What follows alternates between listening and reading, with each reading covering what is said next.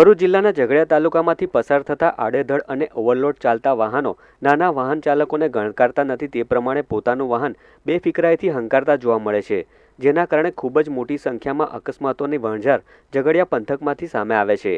તેવામાં નાના સાંજા ફાટક નજીક મહિલા વન કર્મચારીનું અજાણ્યા વાહનની ટક્કરે માર્ગ અકસ્માતમાં ઘટના સ્થળે જ મોત નીપજ્યું હતું। મૂળ દહેજ તાલુકાના વાગરા ખાતે રહેતી 32 વર્ષીય કવિતા કાંતિલાલ ગોહિલ કેવડિયા વન વિભાગમાં બીટ ગાર્ડ તરીકે ફરજ બજાવતી હતી।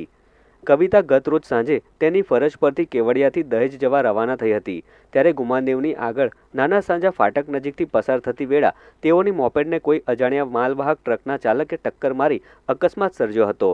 અકસ્માતમાં ટ્રક તેના પરથી ફરી વળી હતી, જેના કારણે તેણીનું ઘટના સ્થળે જ મોત નીપજ્યું હતું। અકસ્માતની જાણ ઝઘડિયા વન વિભાગના કર્મીઓને થતાં તેઓ તાત્કાલિક ઘટના સ્થળે દોડી આવ્યા હતા।